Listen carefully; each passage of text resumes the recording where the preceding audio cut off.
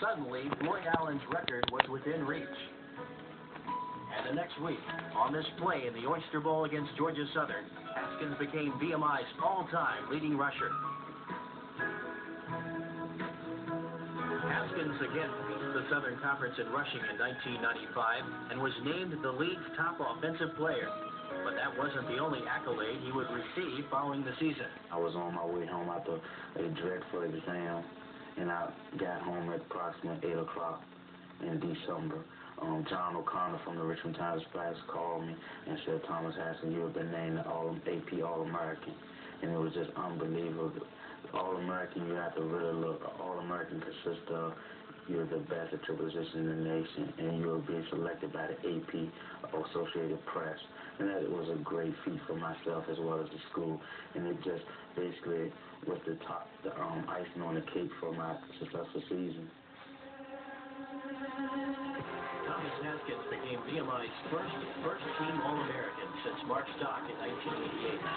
He was no longer a secret, and his media exposure exploded before his senior season of 1996. Haskins entered the fall with high hopes and expectations as one of the top running backs in the country. Against a tough schedule that had the Pt.2 playing 4 of their next 5 games on the road, Haskins found the going tough. He was the main target of opponent defenses, and keying on number 10 was taking its toll on the All-American. Well, we were in some close games, and all through those 5 or 6 games at the beginning, it was 8 men to 9 men in the box. And the box consists of on the line of scrimmage, and they were keying solely on the rushing game and stopping number 1 rusher, Thomas Haskins. And it was just frustrating and mind-boggling at the time. Then on a beautiful October day in Chattanooga, Haskins started to turn his season around in dramatic fashion. In a game which featured a battle between 2 ground teams, Haskins once again took center stage against a weary mock defense. Haskins punished UTC with 227 yards on 28 carries and 3 touchdowns. And the game would start a stretch of 5 contests, where he piled up yardage with the pace of a raging tornado. My teammates were just concerned and saddened because of the fact that I hadn't had the season that I had the 2 previous years. They said, "When will you break out and show the old top?" And before that, they said, we hadn't seen the long runs. We hadn't seen you running over people. For the next 4 weeks, Haskins carried the ball as if each rushing attempt were his last. After steering Western Carolina for 146 yards, Haskins produced a sparkling 210-yard outing at home in a win over Richmond. It was a triumphant return against the Spiders and avenged the previous year.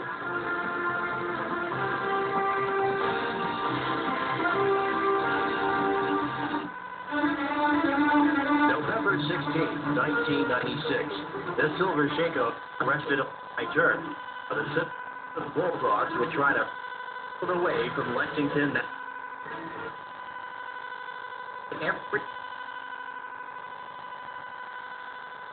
Alumni Memorial Field, Thomas Haskins saved his best for last.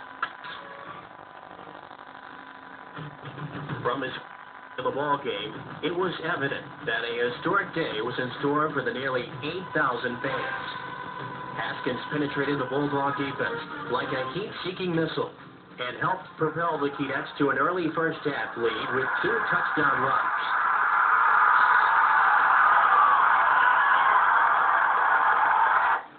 As the game wore on, Haskins' number continued to be called, and number 10 answered. But the tide turned in the second half, and the Citadel assumed command late in the game with a ball control attack of its own. Time was running out on the red, white, and yellow. Then the Pt.2 got a break with a fumble recovery in the waning minutes of regulation. VMI had new life, and Haskins sent the game into overtime with this punishing 6-yard run. The battle for the Silver Shako would be settled in overtime.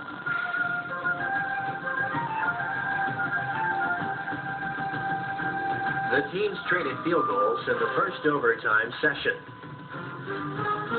VMI started the second frame with the ball driving toward Cameron Hall. Then, as if on cue,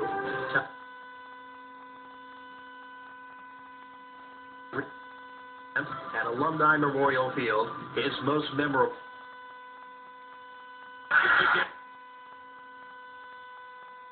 play that we executed as a team, and it led to a victory in the end. My best game was the Citadel. I stood up in the press box and just wondered who was going to beat in overtime, and he made it through. It was very cold, and we just stood up there cheering and all, and that was my best game. VMI 34, the Citadel 27 in 2 overtimes. Haskins pounded the Bulldog defense with a school record 277 yards on a career-high 38 carries. Thomas and his teammates had their hands right where they wanted them after the game.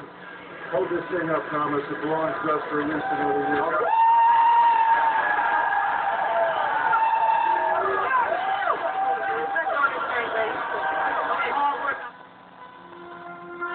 With 860 yards in his last 4 games and 1 week to go in his college football career, the step into NCAA history that seemed so evasive to Thomas Haskins the month before suddenly became a distinct possibility. We were in bed, about to go to sleep, to only catch the news on Channel 10 here in Roanoke to say that on Saturday, Thomas Haskins needed 225 yards to become the all-time leading rusher. And at that time, Jabbar looked at me and I looked at him. I said, I don't know if I can do it. I said, and he said to me that you did 277 the week before, you can get it. And that was just all the motivation I needed. After gaining 109 yards in the first half, Haskins streaked 56 yards for a touchdown on his first carry of the second half. The record was in sight. Early in the fourth quarter, Haskins stood on the threshold of 1AA history. Here comes Haskins. This is what they needed. Haskins still on his feet. Finally goes out of bounds at the 20-yard line. That 47-yard run just moments ago by Thomas Haskins has placed him at the top of the NCAA 1AA all-time career rushing list. Wow. And I don't think it hit me until people started calling and saying that I had achieved something that no one really had heard of in the Richmond area. And it was just great for the community as well as, like I said, the Institute, to be able to contribute to the team in that fashion. But I'm just thankful that I was able to accomplish everything and stay healthy as well. Thomas Haskins had done it again. Another school record 1,698 yards. Over the last 5 games of '96, he rushed for an average of 220 yards per game. He was named to 5 first-team All-America squads and was selected Virginia's top male athlete for 1996. As the postseason awards poured in, VMI officials began making plans to honor the new NCAA rushing king. At the end of the season, we talked to the athletic council about what was it we could do to honor him and his tribute to him and honor his performances, and decided that we would do this, and we wanted to pick a game where we could get a lot of exposure and attention. We wanted to invite his family back. We wanted to really make a big deal out of it. Ladies and gentlemen, please join us in a warm welcome as we salute the athletic achievements of Cadet Thomas Allen Haskins, Jr.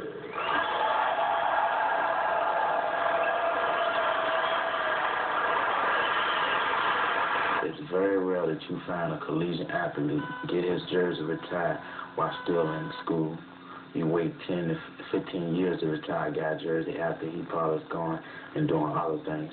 But these Institute officials, as well as the athletic department, decided to retire my jersey and honor me in a fashion that was unbelievable. And I'll never forget it because of the fact that they gave me the chance. These are the same people that gave me the opportunity to be successful academically as well as athletically. And I just thank everybody in the VMI community for giving me that chance. I think it represents a tribute that VMI wants to pay to somebody who was obviously a great athlete, maybe the greatest football player in our history, but beyond that, summed up and represented everything else at VMI and proved that you can, in fact, have that kind of talent. And that kind of talent can not only survive, but even be improved in some way by being a cadet at VMI. There's a certain elegance to this person, to this young man, which is irreplaceable, and it has to be commemorated. And the best way to commemorate it is with that number. To do what he did with everybody on the other side of the ball, knowing who gonna get the ball and who he had to stop, and he couldn't do it, it really was amazing. But to see him do, what he did, it was a great thing to watch. He just went out there and played hard, and that's where he led the team. He just played hard, and it was like, guys, y'all just follow me, just play hard and give it all you got. I'll miss that soft-spoken approach, and yet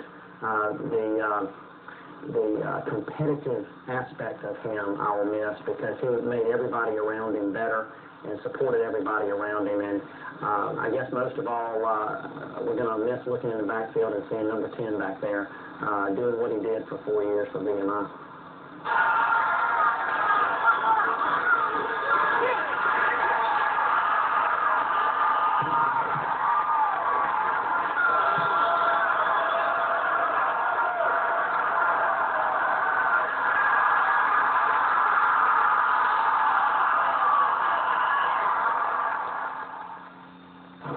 5,349 rushing yards, 21 school records, 6 All-America squads, and the only player in VMI history to have his jersey retired.